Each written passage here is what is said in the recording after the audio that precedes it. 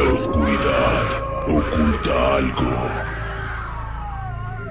Es una especie de sonidos Aradia Radio, seguimos en línea. que nadie puede entender.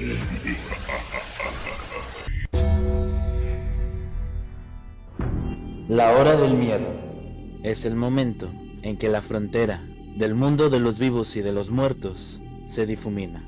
Los fantasmas aparecen del otro lado y vuelven para deambular en la tierra. Así que estás advertido, estaremos abriendo portales prohibidos. No importa la hora que marque tu reloj, estás escuchando La Hora del Miedo.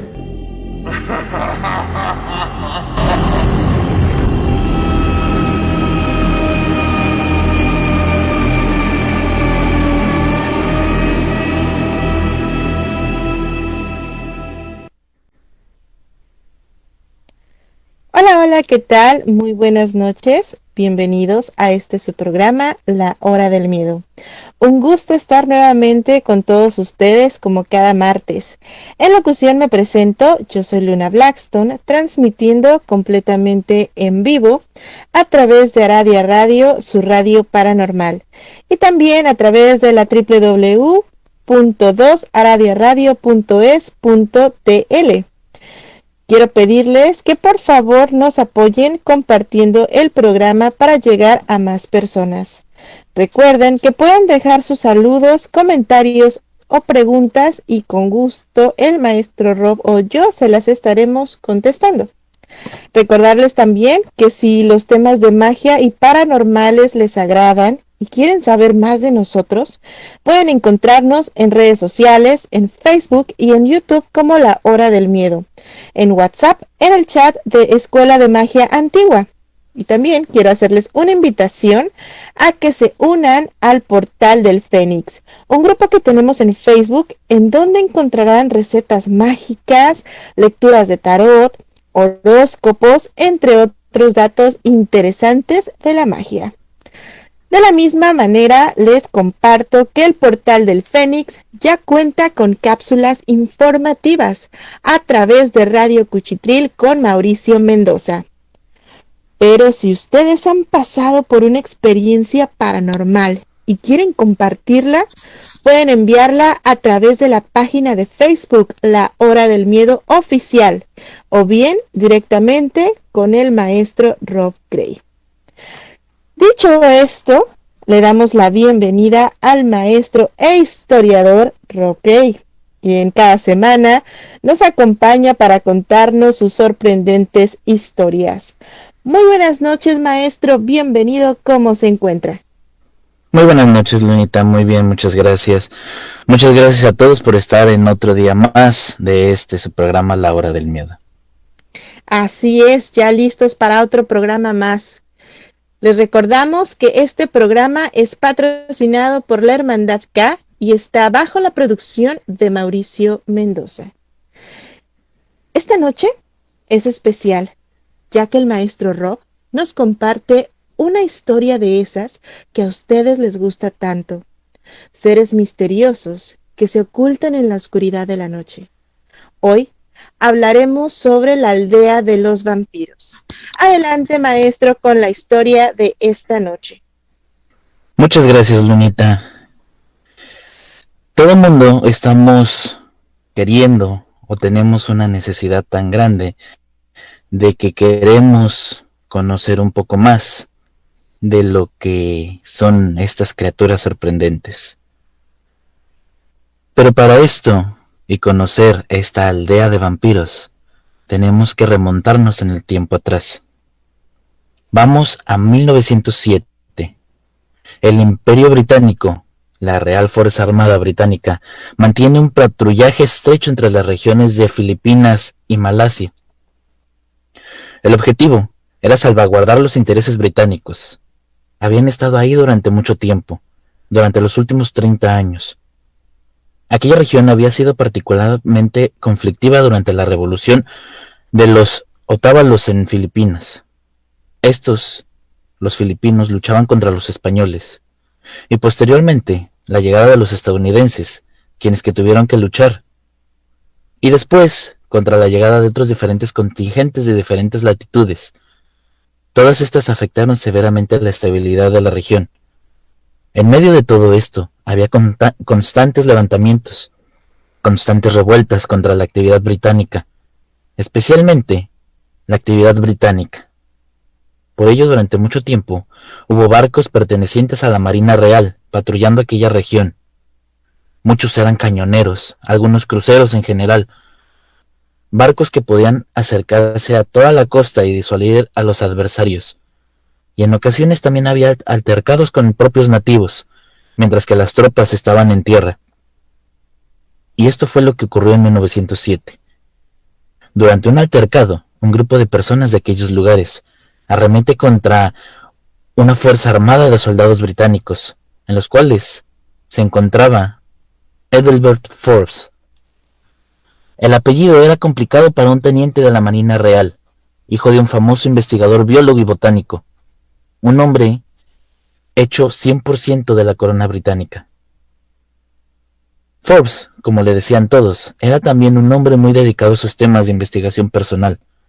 Era aficionado a la antropología, aficionado a la botánica, a la biología. Había encontrado no solamente en la Marina Real un lugar donde obtener un empleo, sino también la posibilidad de viajar por el mundo, conociendo lugares increíbles en los que tomaba muchas notas. Desafortunadamente, en este enfrentamiento de 1907, Forbes resultó herido de muerte.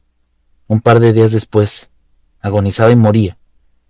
Su cuerpo nunca volvió a Inglaterra. Su padre tristemente lloraba ya que sus únicos 2 hijos, ambos en el servicio militar, ambos en batalla. Sin embargo, es que Ethelbert no era realmente un militar destacado. No era un hombre que hubiera recordado por sus tareas militares. A Ethelbert se le recordaba por un asunto tan peculiar, un texto durante los años de 1895. Más o menos, él había estado en diversas zonas de Filipinas. Él era el miembro de una sociedad muy peculiar que era conocido como la Sociedad Asiática de Bengalí. Esta organización, aquellas escuelas británicas en donde personas sometían documentos que se publicaban. En ellos también había un journal, o un diario, o un anuario en realidad. No era exactamente un periódico, sino que emitían publicaciones periódicas bastante extensas con numerosos artículos en donde las personas habían ido a los lugares de interés. Se podía decir lo que habían visto, se podía publicar dibujos, estudios, lo que fuera. Y después, estos documentos, estos grandes pergaminos de documentos tan largos como si fuera un periódico, eran enviados a las instituciones de Inglaterra, en donde flemáticamente los caballeros se sentaban a leer mientras tomaban una taza de té, fumaban una pipa, o bebían ellos una pequeña taza de whisky. Lo interesante del tema es lo mucho que se escribía en este famoso journal de la Sociedad Asiática. Eran cosas que la gente encontraba, que los caballeros británicos de la Sociedad Bengalí de la investigación asiática encontraban en el terreno, hechos de cosas que habían visto por primera mano. Ethelbert Forbes Shrewsbury era un nacido lector de aquel documento, pero también era una persona que intentaba participar, y lo lograría en 1896. Ethelbert Forbes lograría que se publicara uno de sus escritos. El escrito se llamaría Kagan Yasulu, sus costumbres, leyendas y supersticiones. Documento del vértice, publicada en el número 65, en la parte 3 de la página más o menos 40, 45 o 50 páginas. Aquel extenso documento que había sometido Ethelbert a la sociedad incluía una pasta de descripción de cosas, la vegetación, la comida, la agricultura, cómo eran los habitantes, qué lengua hablaban. Había sido toda una aventura, porque el hecho de que Ethelbert no hablaba ninguno de los idiomas locales en esta particular isla, conocida como Kayan Zulu, que hoy en día se conoce como Mapún. La gente hablaba 2 lenguas, principalmente el tagalo y el tulum mapú, para Ethelbert eran desconocidas, así que todo esto fue una aventura, una pequeña isla que se encuentra sumida en la sola del mar de Sulu, más bien mucho más cerca de Malasia que de Filipinas. Todo esto en medio de la nada. Es una isla pequeña, tiene 12 kilómetros de largo por unos 11 de ancho, es más o menos cuadrada, en aquel tiempo tendría unos 3.000 habitantes dispersos en toda la región, pero además, la condición sociopolítica del lugar era bastante preocupante. La isla está ocupada por unos familiares que están peleados a muerte. En el momento en que Ethelbert llega visitando la isla, llega no como militar, sino como visitante. Se topa con esta gente, que está dividida en dos facciones, están peleadas a muertes, una de ellas es su líder, Hachi Ibrahim, y la otra, su otro líder, Hachi Mahomet. Estos dos son parientes y todos están con cierta relación familiar, pero están peleados a muertes. Uno controla exactamente la mitad de la isla, el otro controla exactamente la otra mitad. El problema aquí es que justo en medio hay una sección que no pertenece a nadie. Cuando Ethelbert platica con ambos bandos y toma nota minuciosa, hace dibujos de todo lo que observa, como un buen investigador de campo, se da cuenta de que en este fragmento de terreno en donde las personas normales no quieren ir, en este momento ha conseguido un guía. Un fabuloso guía. Este guía habla inglés, además domina muy bien el tagalo, también el mapú, que es la lengua local, así que es una maravilla. Muy pronto, Ethelbert establece una buena amistad con Hachi Mahomet, quien le presenta la mayor parte de las cosas. Es un inglés, no es un militar de alto rango, apenas es un teniente de la marina, pero es una persona que fácilmente le cae bien a las personas de la zona. Así que a Ethelbert le explican cuál es la vegetación, cómo opera todo, pero cuando él insiste en que quiere saber qué ocurre con aquella aldea a la que nadie se mete, Hachi Mahomet le informa que no es prudente que él vaya para allá. Ethelbert pregunta que si esta aldea pertenece a Hachi Ibrahim, y él responde que no, que de hecho Ibrahim tampoco quiere visitar esta aldea. La pregunta es, ¿por qué todo se conoce aquí? Vaya, es una islita perdida en medio de la nada. Y la respuesta es que ahí, en ese lugar, habitan una especie de monstruos. Sí, como lo ha escuchado usted, monstruos. Pero es una aldea. ¿Qué hace la gente? ¿Qué es lo que hace la gente que vive en esa aldea para protegerse? A lo que le responden que no. Es todavía peor, porque la aldea, ellos son los monstruos. Y entonces comienzan a relatarle una especie de cosas asombrosas. Ethelbert es un hombre muy serio, es un hombre británico, flemático, ácido a la lectura, bien informado, hijo de un científico militar de carrera. Así que aquello le causa cierta gracia. Cuando él pregunta, ¿por qué son demonios? Hachim comienza a explicarle, primero que nada, aquella gente come carne humana. A lo que Ethelbert dice que esto no es raro, ya que en algunas regiones centrales africanas, hacia la región de Papúa Nueva Guinea, existían caníbales. Así que esto no es raro. Pero estas personas, tanto Hachi Mahomet como su hijo Matali, explican que no es de que coman por comer, sino cuando una persona muere, esta persona es más que nada comida por aquellas personas, por aquellos seres. Esta persona dice que ellos comen de aquellas cosas, pero es curioso, porque aquellas cosas desentierran los cuerpos para comer. Él sigue insistiendo que le platiquen más. Aparte, que cómo es que si no creo que mueran tanta gente. Ellos sobreviven de aquellas prácticas. Así que dicen que no solo viven de comer carne humana, también comen la sangre. Lo más raro de ello, de que estos demonios se comen la sangre, es que no dejan ninguna marca.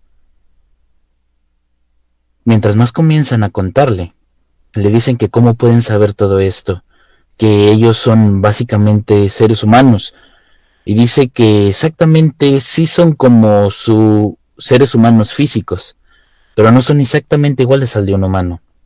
Si uno los ve en la calle pensaría que son personas, pero si se fija bien, aquellos ojos tienen una peculiaridad, y es que no tienen pupila redonda, como cualquier ser humano, sino alargada, como si fueran felinos. Y además de esto, durante la noche dejan su cuerpo físico y se convierten en una especie de brujos, demonios, que viajan por el territorio, por esta especie de selva tropical, buscando presas. Una vez que ubican a alguien, lo consumen hasta la muerte. Y que no dejan heridas. Durante el tiempo que puede pasar adentro del cuerpo de la persona, que se pueden meter por la nariz, por la boca, por los oídos, pero de alguna manera succionan la vida. Por eso es que cuando encuentran a las personas, normalmente no tienen sangre. Y esto le causó más curiosidad a Ethelbert Forbes, Luna. Sí, la verdad es que esta historia es bastante sorprendente y caben muchas dudas en esta historia, sobre todo que en esta pequeña isla de Malasia se tiene el acceso necesario para poder llegar ahí, que digamos que todos se conocen, pero usted dice que ellos se muestran como monstruos o se dicen que ellos son monstruos. ¿Qué descripción? ¿Serían deformes o qué aspecto tienen ellos? Se supone que ellos tienen un aspecto más que nada normal. Ellos tienen un aspecto que se supondría son unas personas comunes y corrientes, pero dicen que ellos son los monstruos, porque sencillamente se dedican a comer a aquellas personas que han fallecido. Cuando los entierran, aquella gente de esta aldea va directamente a desenterrarlos para comérselos. O en caso de que no haya ningún fallecido, van con la gente de las aldeas cercanas y los encuentran a esta gente que ha sido atacada por ellos, vaciada completamente de su sangre.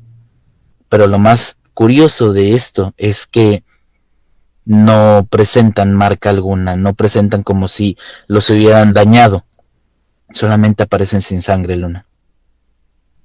O sea, esto quiere decir que cualquier persona que pues vaya, luzcan normales, estaríamos en presencia de una persona como es, de un vampiro como este, y ni siquiera nos daríamos cuenta. Nos daríamos cuenta solamente si nos le quedamos viendo a los ojos, ya que como cuentan los nativos de aquella isla de Mapun, ellos no son totalmente como un ser humano, a excepción de una cosa, sus ojos. Todos los seres humanos tenemos las pupilas redondas, y estos seres tienen las pupilas alargadas, básicamente como si fueran felinos, Luna. Ah, ok, entonces sí hay una forma en la que nosotros podemos darnos cuenta si estamos en presencia de uno de estos vampiros caníbales, por así decirlo. Efectivamente, Luna, solamente es esa opción la que nos describen, que es la manera de ver que estos son otro tipo de seres, Luna. Así es. Bueno, también en esta historia usted nos comenta que ellos pues obviamente consumen la carne humana. Sin embargo, nos dice que ellos consumen a gente muerta, pero hasta donde sé, las leyes vampíricas pues nos dicen que no deben de comer muertos. ¿Qué nos puede contar sobre esto, maestro? Existen algunas leyendas sobre los vampiros, sobre todo de diferentes razas. Nosotros tenemos vistos que existen diferentes tipos de vampiros, entre ellos muchas mitologías vampíricas en toda la región del mundo. Pero hay específicamente ciertos lares, en ciertos lugares, por ejemplo Japón, estas islas asiáticas que son de Filipinas, de Malasia, donde dicen que aquellos seres parecidos a los vampiros no solamente consumen sangre, sino que consumen la carne de aquella gente muerta, Luna. Ah, ok, ya me queda un poquito más claro este tipo de tema. Pero, ¿qué nos puede contar sobre la sangre? Ya que nos menciona que ellos no dejan marca alguna. ¿Esto quiere decir que tienen algún tipo de práctica energética? ¿O cómo es que ellos podrían pues succionar o retirar la sangre de estas personas? ¿Será que le hacen algún tipo de corte y después la curan? ¿Qué es lo que pasa con la sangre? Ellos tienen una pequeña idea de cómo se podría introducir aquellos seres entre los orificios de la boca, la nariz o los oídos. Y es la manera en la que no dejan pruebas de un ataque, solamente los dejan vacíos de sangre. Energéticamente no le puedes hacer nada a la sangre porque una cosa es el plano energético y otra cosa es el plano físico, donde te pueden dañar y te pueden quitar la sangre a estos seres, Luna. Ok, en este caso podríamos decir que podrían provocar una hemorragia y justamente de ese tipo de hemorragia alimentarse. Sin embargo, al momento de que le hacen la autopsia a uno de estos cuerpos, pues se encuentra totalmente vacío de sangre, pero sin ninguna marca, y se podría decir que queda descartada la idea del vampirismo, maestro. No queda descartada la idea del vampirismo, ya que precisamente de alguna razón aquellos habitantes de las islas Mapu lo ven como si fueran vampiros. Ahora, toda la mitología vampírica dicen que estos seres se alimentan de sangre, y eso es lo que lleva a estos nativos del lugar llamarle a esta aldea la aldea de los vampiros, Luna. Pues muy interesante el tema de esta noche. Ya tenemos comentarios por aquí en el público, ya se hacen ver las preguntas, los comentarios y nos dicen: yo me encontré uno de estos y es tal cual lo describe, maestro. Esto es lo que nos comenta Rose SSJ. Pues muchos dicen haber visto aquellos seres, ya que pues estamos hablando de que este journal, este escrito por Ethelbert Forbes, fue hecho en los años de 1893. Ethelbert muere en 1907 y se dice que muchos de la sociedad asiática fueron también a la isla Mapu para intentar conocer a estos seres. Sin embargo, ellos ya no se encontraban ahí en ese momento. Entonces tal vez Ethelbert les hizo ver, o la entrada de Ethelbert, que había un mundo más allá y pudieron haberse esparcido más allá de esa isla, Luna. Así es, y de hecho esta descripción que nos da, bueno, sabemos que hay muchos tipos de criaturas, después podemos hacer otro programa acerca de ellos, de los rasgos que tienen de este tipo de ojos, pero inclusive se puede llegar a dar el caso en la mención de los reptilianos, maestro. Sí, ya que se dice también que los seres llamados reptilianos, la manera de saber que son diferentes son precisamente la pupila, pero estaríamos a lo mejor hablando de otro tipo de criatura, ya que ellos son más que nada llamados extraterrestres, Luna. Así es, justo como lo menciona. Y bueno, al momento de que usted nos comenta que estos vampiros, esta tribu, por así llamarla, desentierran a los muertos y comen su carne, pues podría decir que no sé si en descomposición ya o si tiene que ser un muerto fresco, pero ¿y las demás personas no se dan cuenta? ¿Hay algún tipo de reporte pues a la policía o alguna investigación de la cual nos pueda contar? No existen más reportes de aquellos seres más allá de lo que se dice en estos escritos, ya que básicamente la policía no da a conocer este tipo de sucesos donde no exista sangre, una gota de sangre en aquellos cuerpos que lleguen a tener. Ahora bien, sí hay un buen de casos donde se da la profanación de tumbas, pero también estamos de acuerdo que en las prácticas de magia también hay profanación de tumbas, así que ¿cómo saber si es una bruja o es este tipo de vampiros, Luna? Y justamente a ese tipo de tema era lo que quería tocar. ¿Qué pasa con las prácticas de las brujas o de las personas que pues realmente utilizan a los muertos y pues sí, toman partes de ellos, puede ser la carne, pueden ser los huesos?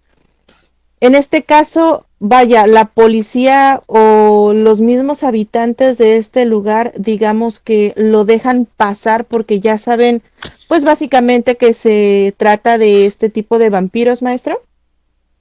No creo que la gente sepa sobre este tipo de vampiros, ya que pues no creo que es una práctica muy común. La gente que normalmente, aquellos veladores que cuidan los cementerios, pues ven personas que están desenterrando, así que ¿cómo puedes saber si es una bruja o es un vampiro? Ya que los mismos vampiros que se comentan en la historia de Ethelbert también parecen una persona común y corriente. Entonces los guardias prefieren no meterse y lo ven, lo reportan, pero hasta ahí queda. Pues el tema está muy, muy interesante. Hay muchas preguntas que contestar, hay muchas preguntas que hacer y el maestro Rob nos va a seguir hablando de este tema. Vamos a ir a un pequeño corte, pero regresamos para continuar con esta interesante historia. Hoy hablamos de la aldea de los vampiros. Así que no se mueva de su asiento, en unos momentos más regresamos a su programa, La Hora del Miedo.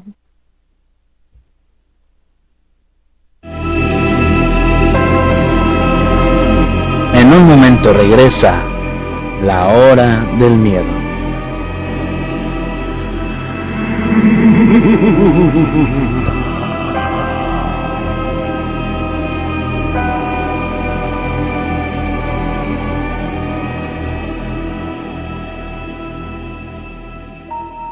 ¿Quieres aprender sobre el mundo de la magia de una manera fácil y sencilla?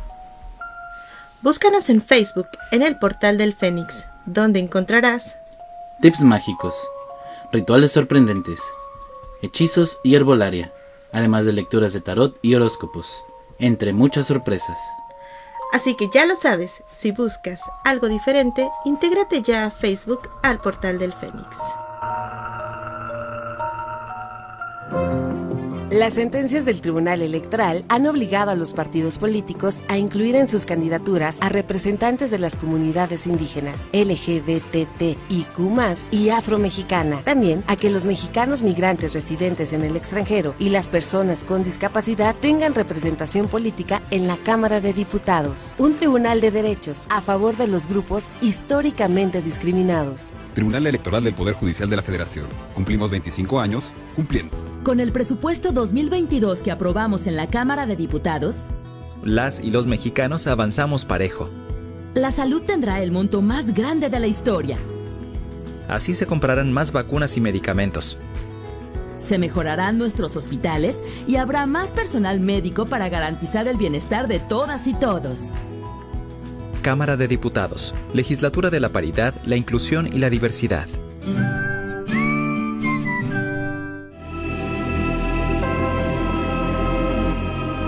Ya regresa La Hora del Miedo.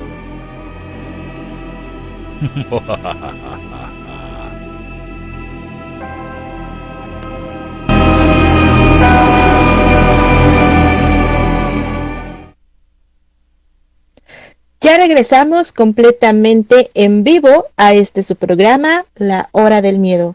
En locución nuevamente me presento, yo soy Luna Blackstone y en compañía de el maestro e historiador Rob Gray estamos transmitiendo a través de Aradia Radio, su radio paranormal. Dicho esto, vamos a darle paso a los comentarios del público que esta noche ya se hacen presentes. Angie Fernández nos dice buenas noches Angie. Emery ya se encuentra con nosotros, la compañera que está también junto con nosotros en administración, ahí en el grupo de El Portal del Fénix, nos comenta buenas noches a todos. Heidi ZC nos dice linda noche para todos, me encanta este tema. Después tenemos a la compañera Kai Fonsec que nos muestra ahí una carita como de sorprendida. Isa Martínez nos dice, buena noche, muy interesante el tema. Yo creo que este tipo de seres por lo regular se mantienen, digamos, en secreto, ya que estos sienten cuando alguien los anda buscando. Por eso se convierten en un misterio. Disculpen si no supe explicar bien. Yo creo que sí te entendimos, Isa. Y pues sí, tienes mucha razón. Justamente los vampiros pues están llenos de misticismo, tienen que cubrir sus huellas, sus marcas. Pero de todo esto nos va a hablar a continuación el maestro Rob. Hoy estamos hablando justamente de este tema de la aldea de los vampiros. Adelante, maestro. Muchas gracias, Luna. A Ethelbert, para tratarlo de convencer de que no fuera a visitar a aquellas personas, aquella aldea, le platican una historia. Y esta es que un alemán, que también fue a visitarlos tiempo atrás, fue a un momento demasiado extraño. Y Ethelbert empezó a tomar nota de toda esta historia. No la publicaría, porque era demasiado extraña, y el diario de la Sociedad de Bengalí no la aceptaría completamente, pero tomaría nota posteriormente para liberar este informe. Ellos comentaron que Eric era un alemán que había visitado la isla un tiempo atrás. Incrédulo y deseoso de conocer, era todo un cazador, un hombre joven, robusto, había entrado al territorio de aquella tribu sin llevar las protecciones necesarias. Su necedad había sido tal que un par de días después encontrarían su cuerpo sin ninguna gota de sangre. Para Ethelbert es muy extraño. Conforme pasaban las narraciones y cada quien contaba algo diferente, pudo ensamblar una idea en su mente. Durante la noche, estos seres se transformaban. Hacían una especie de posición rara, acercando las rodillas, las piernas hacia la cabeza, hasta tocarse las orejas, y entonces saltaban, convirtiéndose en algo volador. Y no es un vampiro en un sentido europeo. Es algo que vuela, algo que viaja. Algunos creen que se trata de una especie de entidad astral, y no tanto física. Y solo queda muchas cosas muy claras. Pero el hecho es que viajan y entonces buscan a quien atacar.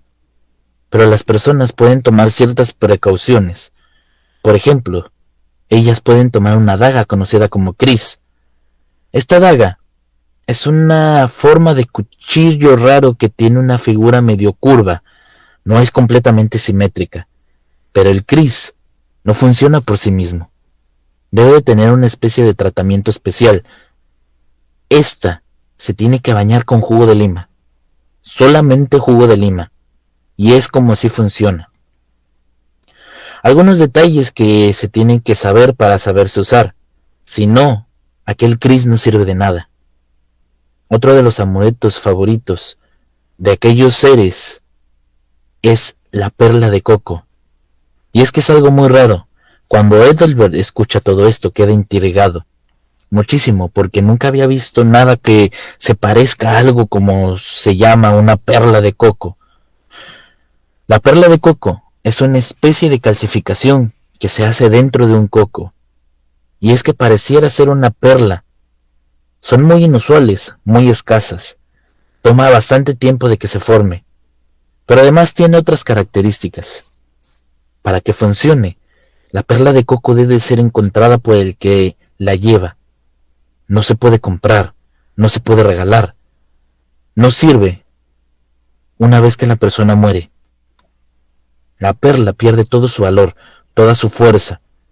Si la persona la deja o la entrega a alguien, inmediatamente ésta deja de funcionar. Si la persona intenta venderla, la piedra ya no va a servir de nada. De acuerdo al descrito en aquellos textos, la perla de coco es muy dura, por lo que deberá de llevarse en un pequeño saco colgado al cuello. Cuando se presiente la cercanía de aquellos seres, debe acercársela hacia la boca, de tal manera que si intentan entrar no puedan entrar. Pero hay mucho más que se dijo. Todo lo que le iban diciendo, Ethelbert lo anotaba con cuidado. En el año de 1895, se asombraba cómo las personas, que ahora mismo estaban disputándose una cuestión política, que hablaban su propia lengua, que tenían un orden, bastante cierto orden, pronto creían en algo tan extraño. Aquello parecía ser una leyenda medieval de Europa, de las regiones de los Cárpatos, pero cuanto más platicaban, más le entregaban a aquellos seres. Estos seres eran conocidos como Verbalang, y eran una tribu, una aldea completa, con estos seres en número muy grande. Los habitantes de Kayan Zulu, en este territorio de Itagüí, la provincia de Taiwán, vivían en pánico, literalmente en pánico, porque estando en la mitad del territorio no podían cruzar hacia el otro lado, tenían que rodear toda la isla, tenían miedo de entrar a aquel lugar. Así que Ethelbert cree que tiene que ver la tribu de los Verbalang.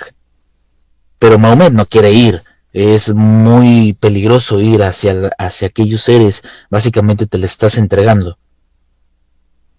Ellos creen que podía ayudarles un hombre que vivía a las orillas, de nombre Hassan, que él tenía una perla de coco, pero también le dice que no. Y el Ethelbert empieza a preguntarle a todo el mundo, y todos le niegan, nadie quiere ir hacia la tribu de los Verbalang. Pero Matali, el hijo de Mahomet, sí quiere ir. Él quiere ir porque tiene asuntos pendientes con los Verbalang. Ellos mataron a algunos de sus conocidos, entonces Matali tiene asuntos pendientes y decide acompañar a Ethelbert a esta aventura. Y estos se preparan para salir hasta antes de las 3 de la tarde, pero por una o por otra razón, ellos no salen, ellos empiezan a tener muchas cosas que podían evitar el que salieran de aquella aldea a conocer a los Verbalang. Y entrando a las 6 de la tarde, Matali les empieza a decir que ya hay que regresar, que es muy peligroso estar por ahí. Los Verbalang ya pueden tomar aquella forma de murciélago chiquito, aquella forma para empezar a atacar a la gente, que probablemente podían tener una muerte muy fea. Pero Ethelbert quiere seguir adelante, quiere conocer a los Verbalang, así que Matali le entrega una kris y le explica cómo usarla. Esta ya está bañada en jugo de lima y le dice que esta kris la va a utilizar cuando se siente en peligro, pero que ataque hacia atrás, que no ataque de frente. Ellos no van a estar frente a él, ellos van a estar detrás de él. Incluso hay algunos guerreros de aquellos pueblos que pelean al revés. Ellos miran hacia un lado y dan completamente un giro de 380 grados para darles con el kris a aquellos Verbalang. Entonces, para poder defenderse con el kris siempre tienes que atacar del lado contrario. Si vas del lado derecho y volteas la cabeza del lado derecho, tienes que atacar al lado izquierdo y viceversa. Es la única manera de atrapar a los Verbalang. La otra es que tenga mucho cuidado con las luces, ya que los Verbalang en las noches parecen como si fueran luciérnagas, pero hay algo particular también en ellos. Estas luciérnagas brillan en color rojo. y que normalmente va a escuchar un aleteo como el de un murciélago. Ellos normalmente se van a posar en la parte de la cabeza, tiene que agacharse, no voltearlos a ver, ni siquiera tratar de correr porque tienes que parecer que estás ahí, parte de la vegetación.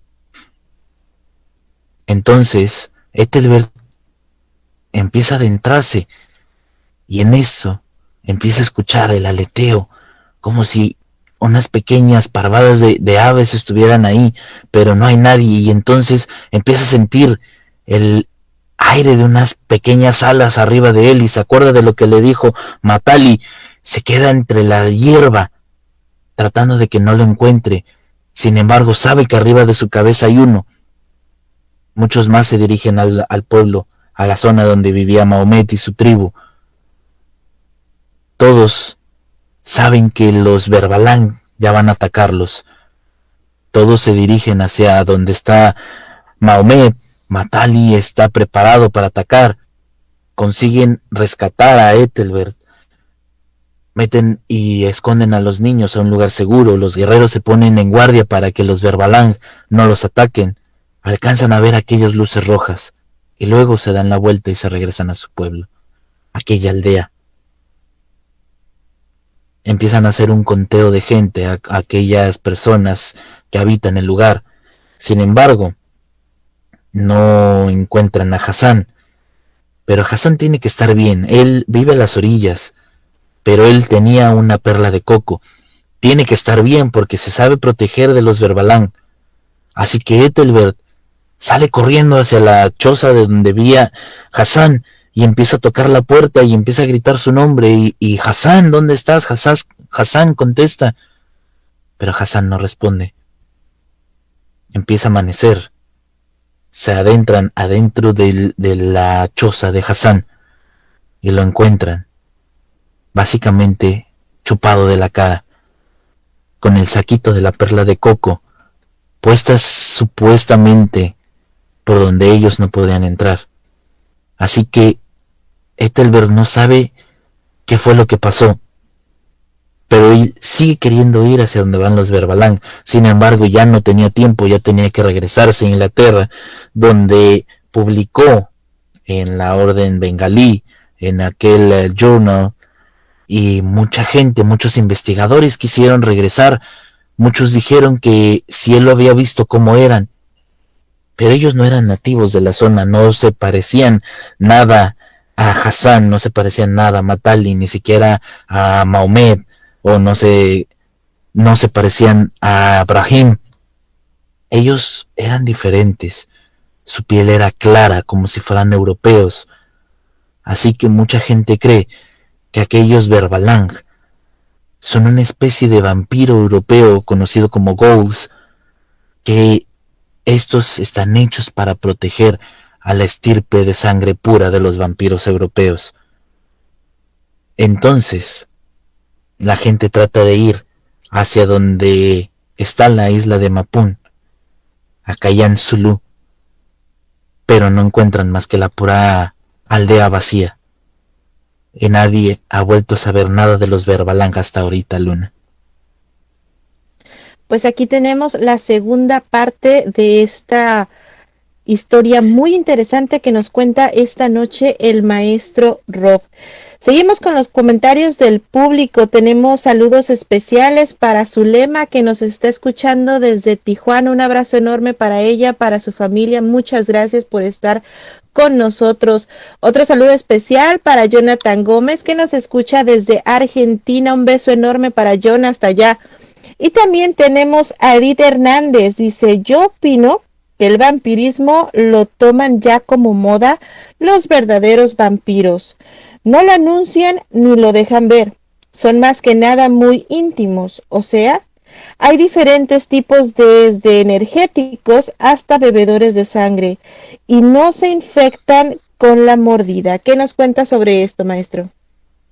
Según existen varios libros que hablan sobre el vampirismo, digámoslo, el vampirismo medieval, donde existen varios tipos de reglas, y estas reglas se supone que las tienen que manejar al pie de la letra.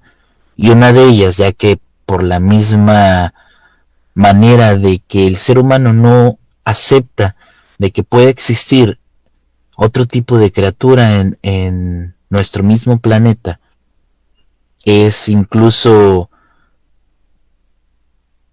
no sé, se puede decir que no acepta incluso que pueda haber vida en otros planetas.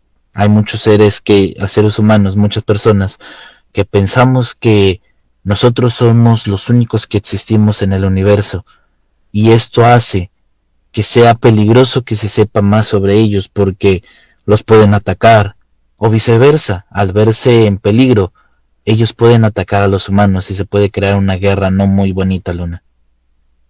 Así es, justamente como usted lo menciona. Y material de vampirismo tenemos para este y para muchos programas más, porque podemos hablar sobre los tipos, sobre sus leyes, sobre todo este misticismo que se envuelve justamente en este tema.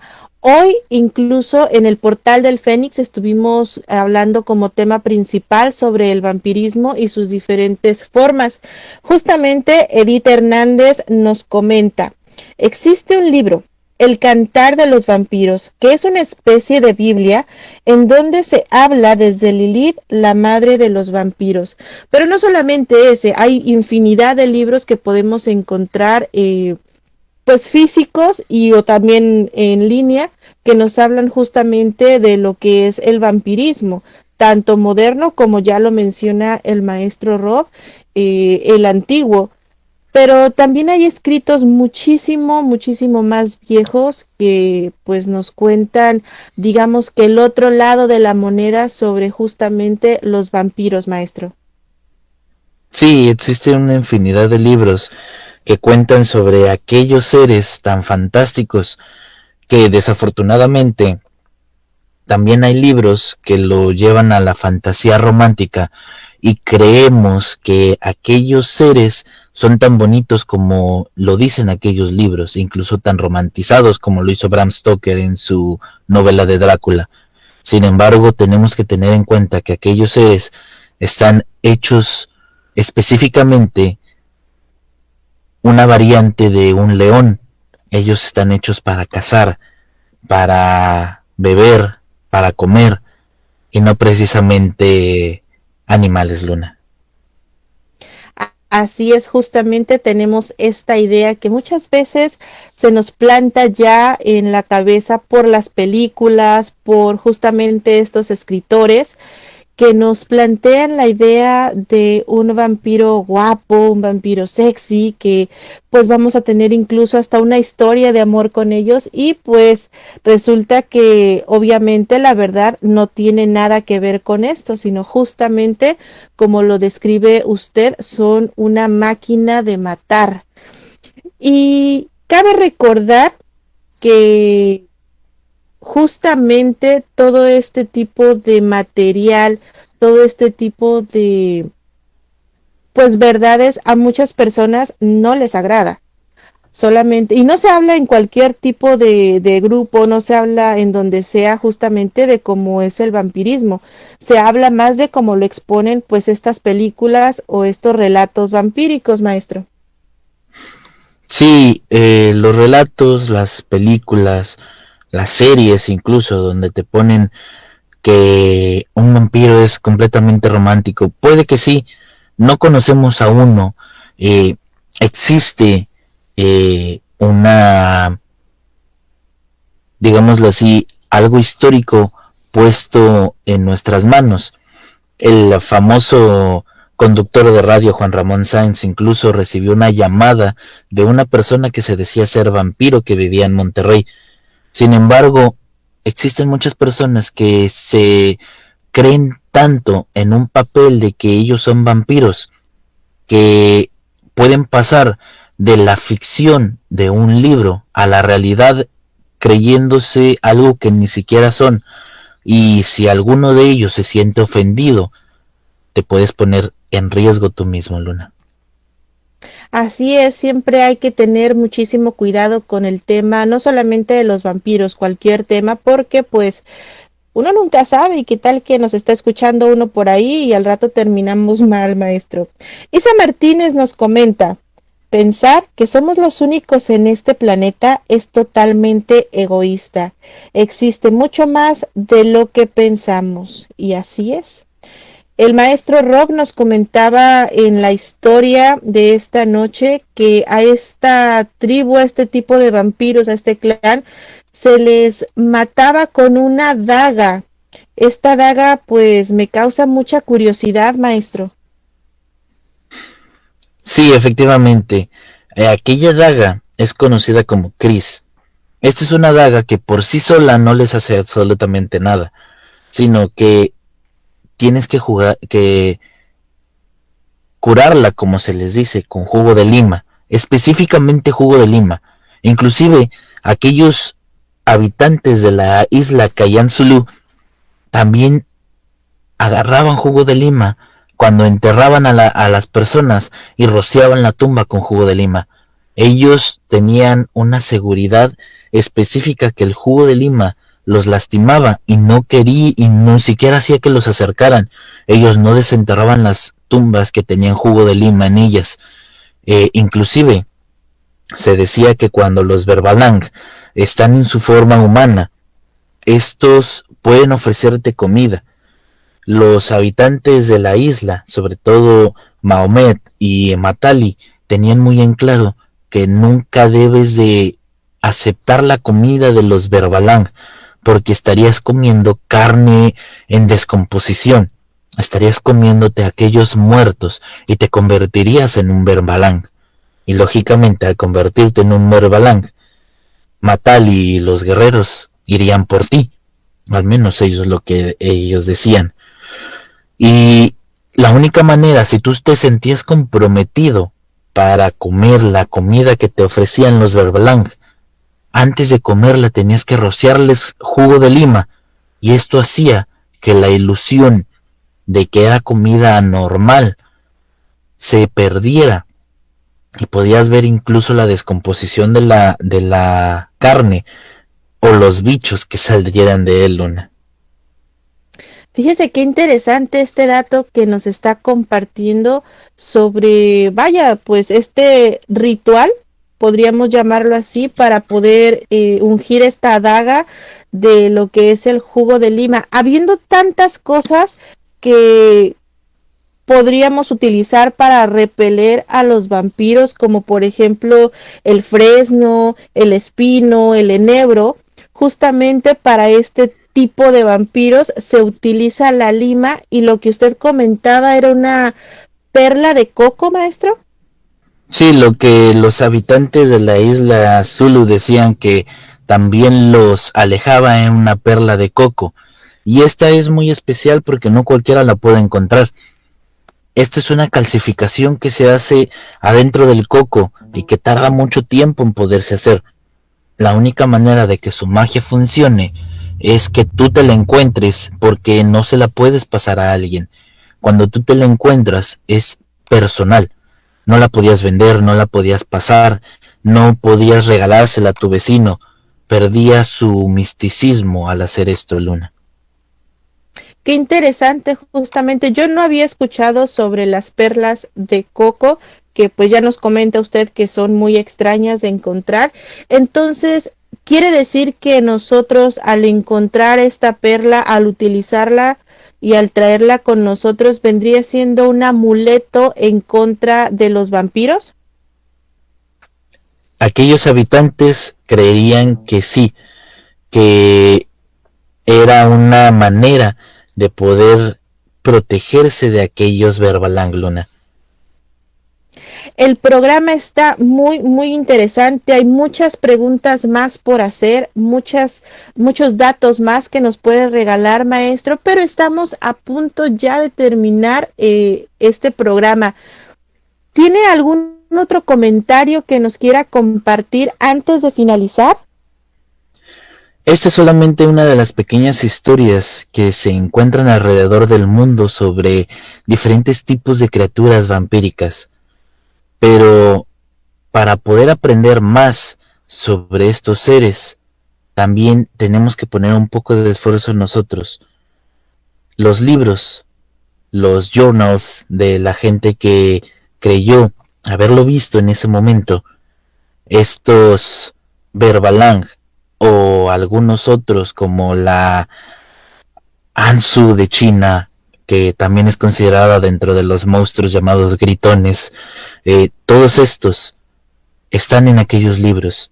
No se queden con lo que solo le decimos nosotros. Recuerden, la verdad está allá afuera. Así es, justamente como nos comenta el maestro Rob, no se queden solamente con lo que aprenden aquí. Esto es solamente una pizquita de todo lo que hay allá afuera. Ross SSJ nos comenta, precisamente no todos son malos. La única diferencia es que siguen su instinto para alimentarse. Y eso rompe con cualquier ética o moral. Son seres muy avanzados. Pero me causa intriga porque lo que conozco no tiene los ojos ovalados. Son muy normales. Y qué te digo, muy hábiles en astral. Así es, justamente una de las habilidades de los vampiros, pues es el modo astral. Pero bueno, se nos está acabando el tiempo y si quieren continuar con este tema, los invitamos al chat de Escuela de Magia Antigua, los invitamos a unirse a Facebook, el Portal del Fénix, y ahí con mucho gusto podemos seguir la conversación.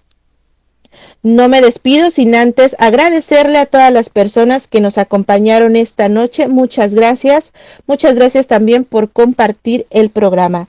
Los esperamos el siguiente martes en punto de las 10 de la noche, hora México, en otro episodio más de La Hora del Miedo.